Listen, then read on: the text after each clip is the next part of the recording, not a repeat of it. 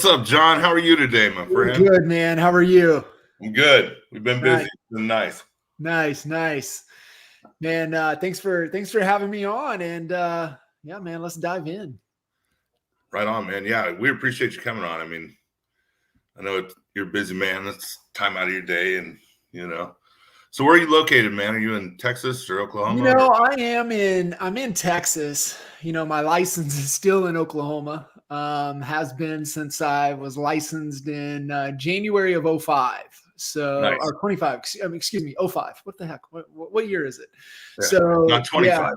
Yeah, January of 05. I came on board, got into the real estate world in October of 04. And, it's been interesting, right? Like even for me coming into, walking in on a operational side of things for an already successful, company or team at that time. Mm-hmm.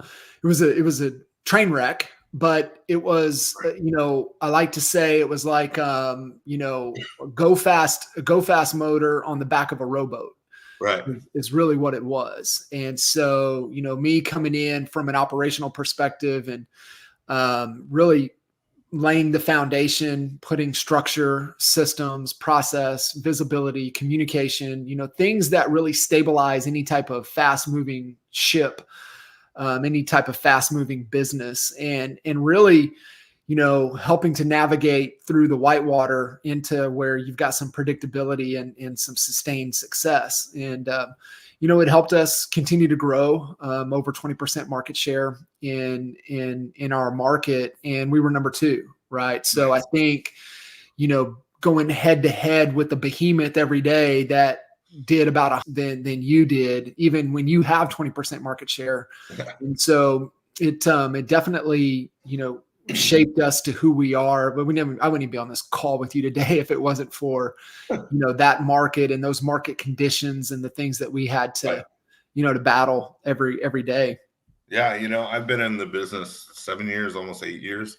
And, I've watched the market change and evolve and shift and change and evolve and shift and change and over, like little micro, movements and things that you have to adapt to, and I've kind of been workshopping this whole, like, you've got to learn to overcome and adapt, right? To every little thing that happens. I mean, if you stress out every time the real estate market changes, you're going to give yourself a heart attack from it, because unless you learn to overcome and adapt to change, it's, that's all this industry is learning, overcoming the obstacle. Yeah. And being able to work through it. I think the biggest thing though is having a framework of how to think and think more accurately. And really that mental model, and more of an accurate thought, and having a framework of how to work through those constraints. Yeah. What we have to understand, no matter what you're talking about, the only thing that is constant is change, right? We know everything's going to constantly be changing and evolving, and market conditions, market dynamics, and, political climates, just everything, right? Everything's going to, have a variable and have an impact on really what's going on, but it's still all foundational, right? It's traffic, it's conversion, and then it's fulfillment. There's really business is 3 things: traffic, conversion, fulfillment. And, it's constantly looking where the opportunity is, who is a real opportunity in today's market? Who is that ideal buyer? What result do they want? Because in business, we're just in the results business. That's all we're trying to do. That's all people pay for. People pay for results. They either want their home sold, or they want to get into a home, or an agent wants to be able to get into a location to where they can, in an environment that they could sell homes, make a living, get a paycheck. And so, that's what we're in. We're in the results business. So we got to find where the traffic and the opportunity is. There's always an opportunity. And I think, right now in today's market, it's more of the have tos than the want tos. And so, it's the 4 Ds, right? There's always going to be death. There's always going to be diamonds. There's always going to be divorce, and there's always going to be diapers. So, you're looking for the have tos, and what triggers a move, either, up, out, downsize. There's always something right there from Right. pick. And then, the next part is conversion, being able to convert those opportunities Right. and agreeing to do business with you. It doesn't matter who they are, what they are. You've got to be able to articulate your value and do they believe that you have a bridge or a process or a path to help them get the results that they want, right? That's really all conversion is finding out what their pain point is, what their problem, what results they want. And hey, here's my solution. Yeah. And do they believe that you have that solution to be able to help them, achieve what they want? And then it's just fulfilling on that promise. Right. And, really, I think that, the big thing is understanding that, but then looking at, okay, well, what here is within my control? And that's where I've got to focus my energy and my effort around. And it's really around the thing. And that's what we, talk about all the time, right? Control the controllables. Is this within my control? But that also goes back to a framework of being able to how to think and think accurately. It's like, is that within my control? Can I control that? Right. If not, then I can't give any energy to it. And I've got to reallocate my energy and my focus to the things within my control. Well, I think discipline too comes into play right there, because I mean, in order to figure out what you can control, that's great. But if you don't have the discipline to make the phone calls, pick up the phone, reach out to people, talk to people, right? Like if I see agents all the time, they're willing to go host the open house, right? And they've got the cookies out, they've got the tiny little water bottles, and people come through and they're just sitting over in the corner. They're, not talking to people as they're coming through the door. They're not, giving people a call to action to fill out a guest registry. They're not harvesting people's information as they come through the open house, which is the whole reason you're doing the open house, right? Yeah. Is to maybe meet some folks and figure out exactly who's gonna play ball with you, because those people are walking through an open house for a reason, right? They're not just walking through an open house because it's open. I mean, maybe a fraction of them will, but all of them have the thought in mind, I just walked into an open house to look at a house because I'm interested. And that, like your alarms should be going off in an open house. Like you should know each and every one of these people by the time that you're done, and then have the discipline to follow up with them and call them. I mean, I get it. It's, making a phone call can be daunting, right? Because you're not used to it, or if you're a brand new agent or something, you're coming from a different career field and absolutely nothing that you have to do to find any kind of success was on the test. And so you're kind of like running blind when you first start. And then somebody says, well, you got to make 30 phone calls a day at least. And it's like, what? Well, who do I call? Well, those kind folks that you've been signing up in your guest registry is a great place to start, right? And start calling, texting, emailing them. It's called marketing. And you have to teach them to know, like, and trust you.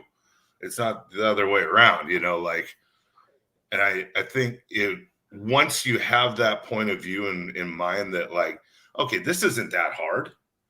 This is pretty simple, right? We prospect for leads, then we call the people and we have conversations. Yeah. At first you're going to be bad at it because you don't know what to say. Right. Okay. Get kicked in the teeth a few times. It's not going to kill you, right? To have somebody, send you an objection that you can't handle because you've never heard it before.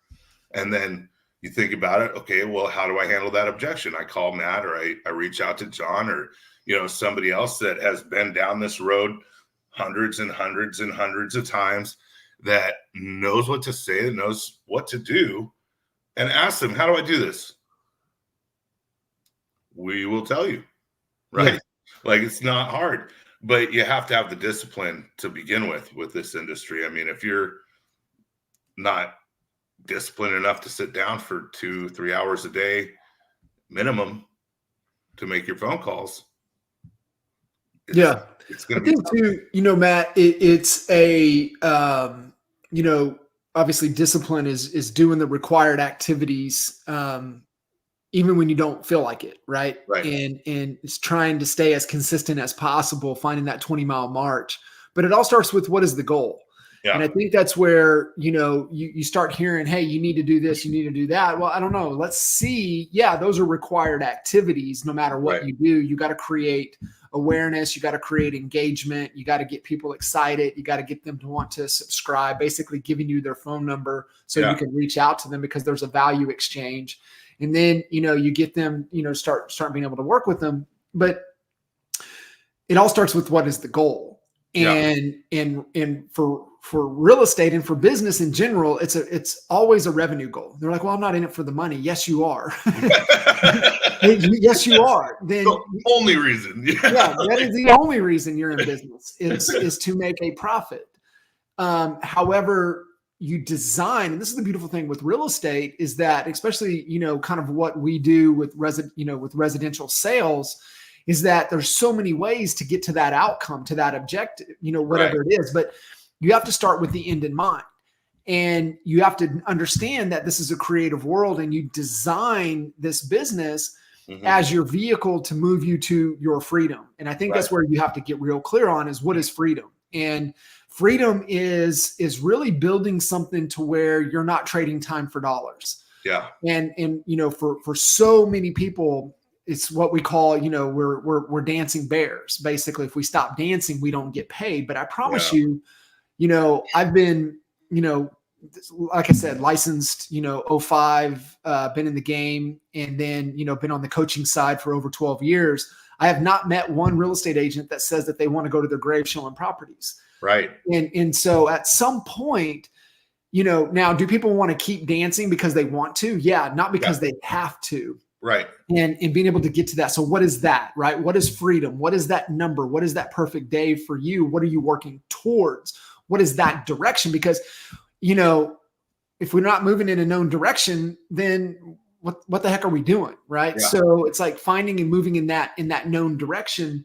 What it does is it gives us filters to say yes, and more importantly, what to say no to, because that's the number one productivity tool, is the word no. And no is a complete sentence, but you've got to know what you're moving towards, or you're going to say yes to so many things, which is another concept. Say yes until you have to say no.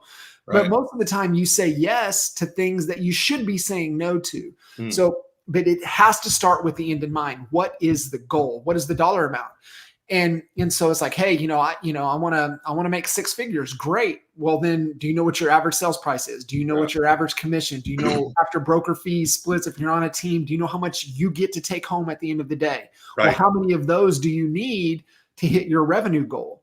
And then you just start working down the path, right? And you create that conveyor belt of, okay, well, I need X number of closings. Great. Well, how many clients do I need? How many listings? How many buyer reps do I need? Right. And then, okay, well, if I need that many, well, how many people do I need to meet with to articulate my value? Right. Okay. Well, then how many appointments do I need to set to meet with those people? Conversations do I need to have? How much engagement? How many leads, traffic opportunities do I need for that to be true? Right. And as we're going through this conveyor belt, as you notice, we get down to traffic, we get down to engagement, we get to things within our control, right? Really, it stops within our control at appointment set, right? Because appointment kept, yes, value articulation, something could happen. Their life could change just like that overnight. Now we're not meeting with them, right? So we start to lose a lot of control later on down the path. So that's why we always say, control the controllables. What am I doing today, executing today within my control that's moving me closer to my goal? Right. And then they're like, well, when you go down that, just even based on market averages, market consumptions, doing 2 deals a month is if you do that and you, to your word, stay disciplined, you're working part-time. That's what people like. I don't like, I don't think people understand.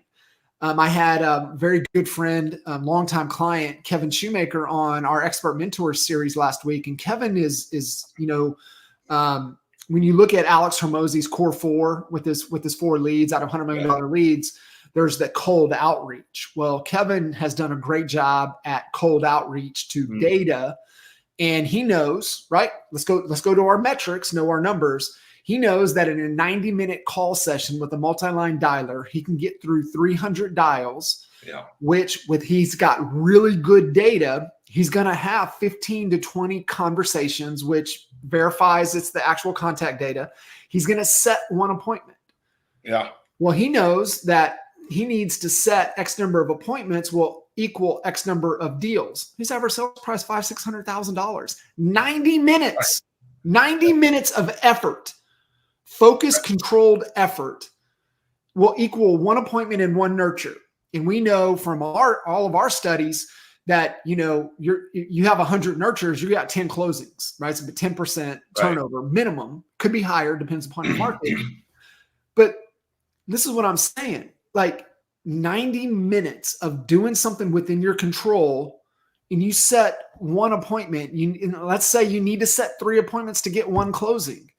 That's 3 90-minute call sessions for one closing. And when you break it down, it's so digestible. Then the question becomes, why don't people do it? Why don't people execute and do it? And I think it comes down, I know it comes down to your word. It comes down to discipline. They're just not disciplined. Right. The second that, and Steve McCarthy. He's my sponsor, but he's my best friend at this point, right? He's amazing. He's awesome. I always tell people he's like a cartoon character, I remember when he first brought me on, he opened up his calendar and his phone. He was like, "This is my goal for you," is what he told me. And I didn't know what the heck he was talking about. I was like, You want to put me in your phone? We already scheduled something. We're here, And he's like, "No, I want you to live by the calendar. That's what I want from you. That's my goal for you." I said, "Okay." And I started doing it. And I asked him how, and he's like, "Well, you and Janelle, your husband and wife team, you're going to have to each have a calendar in your phone that's linked." So we got the Google Calendar that is free for everybody, and we linked them up, and every single minute of my day is scheduled out in that calendar. And everybody's so worried. I heard one guy say that he didn't want the calendar to dictate his day. I'm like, "Sell more homes than you, though." So obviously it works. I get the notification and it changes my mindset over to, and my focus over to where it needs to be. Yeah. Right. And I love setting it up the night before, because, you set up everything, if you have something 3 months out, right? I have this in there, obviously. And then you set up your day the night before. Tomorrow, what do we need to do? What time am I having lunch? I schedule it all, and the second I started doing that, I noticed a huge difference in the amount of homes that I was selling, the amount of people that I was talking to, and the fact that I couldn't use any more excuses, right? Because the phone calendar doesn't listen to you, and you can tell it all day long. You can give this thing all kinds of excuses, right? And it's still just going to hit that same notification that it's programmed to hit. Yeah. It allows for controlled chaos. It puts you in control, right? It's Jim Rome. You're either, you either run the day or the day runs you. And when you're not intentional and not proactive and you're very reactive, it really comes down, right? It's 168. There's 168 hours every week that we all have to execute the best life that we want to live. Right. And when you really break it down and understand what the ideal week really looks like, and you're wondering, how some people are able to achieve so much more than others, it's because they live and die by the calendar. And one of the things that I've learned, time and time again, and if it does not make the calendar, it does not happen. We have the best of intentions. Mm-hmm. However, if we don't allocate the time with the amount of detail required, then we're going to miss out on really being as efficient as we possibly can. Right. And so even that example, like with Kev, you know, when it goes into that calendar time block within the calendar, what I would want to see, I would want to know what data set he's calling, right? Mm-hmm. What line he's calling from, like Right. that detailed. And maybe there's a ramp up time, 15, 20 minutes before that 90-minute call session. And then there's an unwind time after it. But all of those things get put in. The biggest thing that I've seen with agents is that they try to be too strict and too rigid with it. And understand, this is why we really look at getting real clear every week, because every week is different. Right. Every week is different, right? So like some kiddos were on spring break last week. Some kiddos are on spring break this week. Some kiddos were on spring break the week after that. But those weeks are all different. Sometimes there's training. Sometimes there's not. Sometimes, we've got closing. Sometimes we don't. Mm-hmm. But we need to be able to allocate what we need to allocate into the calendar that we need enough of in order for us to be able to execute and achieve what we want to achieve. But there is a rhyme and a right order of things that go in, right? Right things, right order. And that's where a lot of people get mixed up. So just a 168 example, you back out sleep, maintenance, taking care of ourselves, that leaves, let's just say it leaves 100 hours. Yeah. Well, if you go 50 hours to work and 50 hours on work and on your craft, 50 hours on the other equities of your life, which are going to be health and relationships. Right. Then you start to look at, okay, well, what goes in first, right? First things that go in first are those high lifetime value activities. That's the health activities. That's the relationship activities. All of those go in first. And the mistake that especially real estate agents make is that they put, especially the ones that are like drivers that are really ambitious and want to, they're so focused on their business. Yeah. They put the business activities in first. And that's the wrong order. Yeah. The right order is those high lifetime value activities. Then the second thing that goes in are the things that within your control that's going to move your business forward. Third is all of the other business related activities. And the math equation is 70% of your working time needs to be on those high leveraged activities, which is going to be focus on traffic, which is going to be lead gen. It's going to be lead conversion. It's going to be face-to-face, articulating your value, converting those opportunities, negotiating deals. And if you're working with buyers, you're showing properties. There's only 5 things in real estate that matter. And out of your working time, the rule of thumb is 70% of your working time on those 5 things. Now, if you have a team, obviously leadership becomes your number one responsibility. Yeah. And then production, it's going to be listing. It's going to be face-to-face with motivated buyers, sellers, other agents wanting to join your organization. Right. And then content, creating more traffic. That's so you look at those activities, but it's 70%. So if you're working 50 hours this week, when I look at your calendar, I better see 35 hours allocated to those activities. Yeah. If so, Matt, I know 90 days from now what your bank account's going to look like. Just based off of what your market averages are and what your market per deal is, I can tell you if you stay disciplined to that activity of structuring your week and allocating your day and hitting the things within your control, your bank account is going to be flush. And that's where, people get so fixated. The bank account is just a lagging indicator. It's just a result of what you did 90, 100, 120 days ago. So the question is, here we are, mid-March. And if your bank account's running on fumes, the question you have to ask yourself is, what was I doing in December? Yeah. Because that, that version of you and the decisions you made back then is what you get to deal with today. Yeah. And it's not an indicator of who you are, right? Because we can make a change just like that. Right. But what you're dealing with is the ripple effect of the decisions you made 90, 100, 120 days ago. Right. No, it's like a deferred investment of time industry, right? Like we had a slow patch, right? When the shift happened this last time. And it was 100% because I wasn't following up with my database when it was 2021 and everything was through the roof and we were just slammed with deals and flush. And then all of a sudden, it seemed like all of a sudden, someone turned the water faucet off.